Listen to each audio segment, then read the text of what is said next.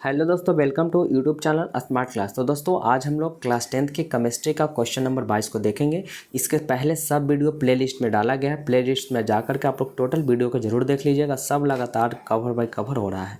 तो क्वेश्चन है कि समझाइए कि क्यों अम्ल को तनु करते समय अम्ल को जल में मिलाना चाहिए, ना कि जल को अम्ल में। यहाँ से सबसे पहले क्वेश्चन आप लोग नहीं समझ पाए होंगे कि क्वेश्चन क्या कह रहा है। तो कह रहा था कि समझाइए कि क्यों अम्ल को तनु करते समय, अम्ल को तनु करने का मतलब होता है कि जो अम्ल की सांद्रता है उसको कम करना है, यानी अम्ल की जो मात्रा है उसको कम करना है। और अम्ल की मात्रा को कम करना है यानी आमतौर पर उसमें पानी मिलाएंगे। तो पानी मिला करके जिस प्रकार से अम्ल की सांद्रता को कम करें, मतलब जो खट्टापन लग रहा है तो खट्टा चीज़ को कैसे कम करेंगे, उसमें पानी मिला देंगे, खट्टापन कम होगा। वही बोल रहा था कि समझाइए कि क्यों अम्ल को तनु करते समय अम्ल को जल में मिलाना चाहिए, ना कि जल को अम्ल में। ऐसा क्यों, तो इसको समझिएगा।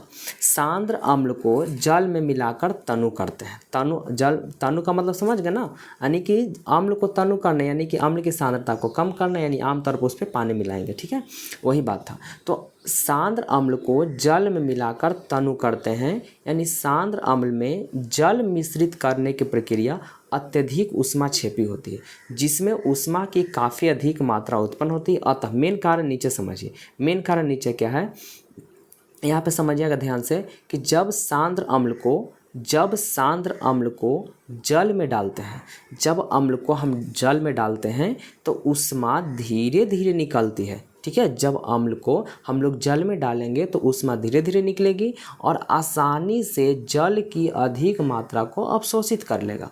ठीक है, ये पहला कारण। दूसरा बात क्या है कि यदि जल को, अब यहाँ पे था कि यदि जल को हम अम्ल में डालते हैं, यहाँ था कि अम्ल को जल में डालें, अब है कि जल को अम्ल में डालते हैं, यानी जब जल को अम्ल में डालेंगे तो ऊष्मा की एक बड़ी मात्रा तुरंत उत्पन्न हो जाएगी और यह ऊष्मा जल की कुछ मात्रा को विस्फोट के साथ भाप में परिवर्तित कर देगी, जो अम्ल को हमारे चेहरे या कपड़ों पर उछल सकता है और अम्ल जलन उत्पन्न कर सकता है। तो यही बात यहाँ पे बताया गया है कि अगर अम्ल को जल में डालेंगे तब सही है, लेकिन जल को अम्ल में नहीं डालना है। मतलब समझ रहे हैं ना यहाँ पे कि दूध में पानी डालो और पानी में दूध को नहीं डालना। कहने का मतलब ये था, ऐसा थोड़ा है कि डालेंगे तो बात तो दोनों फर्क ही रहेगा। लेकिन यहाँ पे केमिस्ट्री है, जहाँ थोड़ा सा रिएक्शन गड़बड़ा है तो तबाही मचा देगा।